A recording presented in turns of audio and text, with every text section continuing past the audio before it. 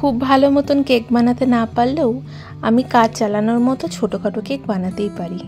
বড়দিনের আগের দিন মানে ওই 24শে ডিসেম্বর আমি বড়দিনের জন্য একটা ছোট দেখে কেক বানিয়েছিলাম। সেটারই রেসিপি আজকে তোমাদের সাথে শেয়ার করছি। কোনো রকম কোনো ডিম বা ময়দা ছাড়াই গোটা কেকটা আজকে তৈরি করেছি। চলো চটপট করে তোমরা দেখে নাও। আমি নিয়েছি চায়ের কাপের হাফ কাপ চিনি, হাফ কাপ দই আর নিয়েছি হাফ কাপ সাদা তেল। খুব ভালো মতন সেই সব কিছু মিক্সড করে নেবে যতক্ষণ না পর্যন্ত চিনিটা ভালো মতন গলে যায়।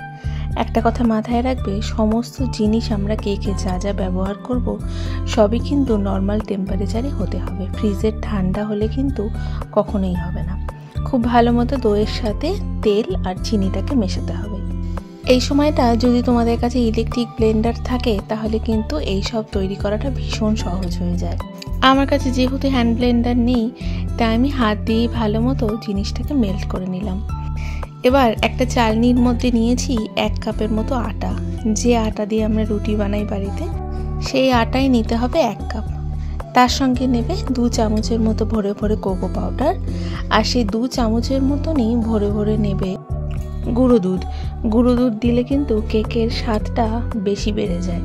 এবার এর সাথে দিয়ে দিচ্ছি হাফ চামচের মতো বেকিং সোডা, আর তার সাথে দেবো 1 চামচের মতো বেকিং পাউডার। অল্প একটু নুনটাও দিয়েছিলাম। সমস্ত কিছু বেশ ভালো মতন এই চালনিটাতে চেলে নেব। কেক তৈরি করার আগে কিন্তু এই সব ড্রাই জিনিসগুলোকে ভালো মতন একটু চেলে নিতে হবে। এখানে আমার সমস্ত চালনিতে চেলে নেওয়া হয়ে গেছে। এবার এই আটাটার মধ্যে আগের থেকে যে মিশিয়ে রেখেছিলাম চিনি, দই আর তেলের মিক্সচারটাকে সেটা দিয়ে একই দিকে খুব ভালো মতো কোনো কিছুর সাহায্যে মিক্সড করতে হবে। যদি এই সেই কেকের ব্যাটারটা একটু বেশি শক্ত হয়ে যায় তখন একদম রুম টেম্পারেচারে থাকা অল্প অল্প করে দুধ অ্যাড করবে যাতে কেকের ব্যাটারটা একটু পাতলা হয়। খুব ঘন হলেও কিন্তু কেকের ব্যাটারটা ভালো তৈরি হবে না, আর একদম পাতলা হলেও কিন্তু এই ব্যাটারটা একদম ভালো তৈরি হবে না। আর যখনই মিক্সড করবে তখনই একটা দিকেই কিন্তু ভালো মতো মিক্সড করবে। আমি মোটামুটি 3-4 বারের মতো অল্প অল্প করে দুধ অ্যাড করেছি। তোমরাও এই দুধটা ভালো মতন দেখে যতটুকুনি লাগবে সেটা দেখে নিয়ে অ্যাড করবে। বেশিরভাগটা কিন্তু একবারে দিয়ে দেবে না। এবার সমস্ত কিছু বেশ ভালো মতন আমি মিশিয়ে নিয়েছি। এই কেকের ব্যাটারটাই তৈরি করতে একটু সময় লাগে, তার বাইরে কিন্তু আর কেক বানাতে কোনো রকম কোনো ঝামেলাই হয় না। যেহেতু আমি কড়াইতে করব, একটা কড়াইয়ের মধ্যে নুন দিয়ে আর একটা স্ট্যান্ড বসিয়ে ঢাকা দিয়ে রেখে দিচ্ছি এটাকে প্রিহিট করার জন্য।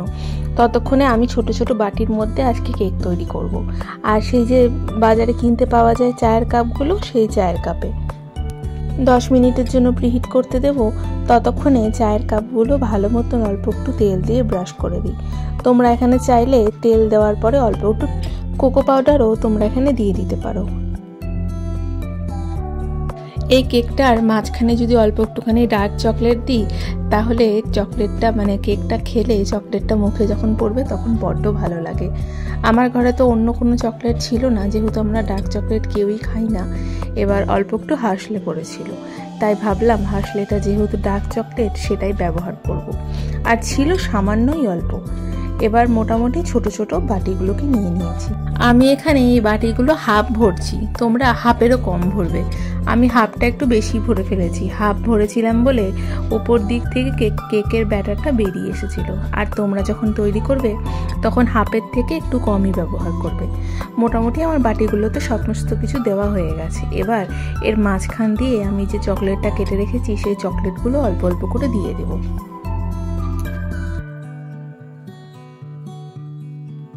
বাটিগুলো রেডি করা হয়ে যাওয়ার পর আমি চায়ের কাপ বের করে নিয়েছি। এই চায়ের কাপগুলোতেও হাফের একদম কম ভরবে।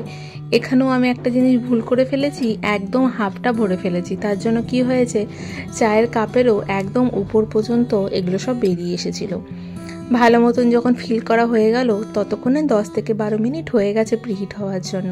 এবার স্ট্যান্ডের উপরে একটা প্লেট বসিয়ে ওই বাটিগুলো আর 3টে সেই কাপগুলো দিয়ে দিয়েছি। আমার প্রত্যেকটা বাটি বা সেই কাপেই বেশি ভরা হয়ে গেছে বলে একদম উপর পর্যন্ত সমস্ত কেকের ব্যাটারটা চলে এসেছে, কিন্তু খেতে হয়েছিল দুর্দান্ত। তোমরা যখন বাড়িতে তৈরি করবে তখন হাফের থেকেও কম ভরবে। আমি মোটামুটি সেই প্লেটের থেকে সমস্ত কিছু নামিয়ে এখানে ঠান্ডা হওয়ার জন্য রেখে দিয়েছিলাম 15 থেকে 20 মিনিটের জন্য। দেখো কতটা নরম হয়েছে। আমি চাকু দিয়ে অল্প অল্প করে সাইড দিয়ে কেটে তোমাদেরকে দেখাচ্ছি। মোটামুটি 40 থেকে 45 মিনিট লেগেছে আমার গোটা কেকটা তৈরি করতে। আর এই চায়ের কাপগুলোকে ভালো মতো ছিঁড়ে নিচ্ছি যাতে ভেতরের জিনিসটা স্পষ্ট বোঝা যায়। এই হলো আমার বড়দিনের সমস্ত কেক। খেতে দুর্দান্ত হয়েছিল। আর যেটা আমি কাটছি সেটার মাঝখান থেকে দেখো চকলেটটা বোঝা যাচ্ছে, তার জন্য এই কেকগুলো খেতে আরও ভালো লেগেছিল। এবার বড়দিনে কর্তামশাইও বাইরে থেকে 2টো কেক কিনে নিয়ে এসেছিল, আর আমিও বানিয়েছিলাম এত দারুণ একটা চকলেট কেক। আজকের ভিডিওটা এতটুকুই। ভালো লাগলে লাইক আর সাবস্ক্রাইব করো।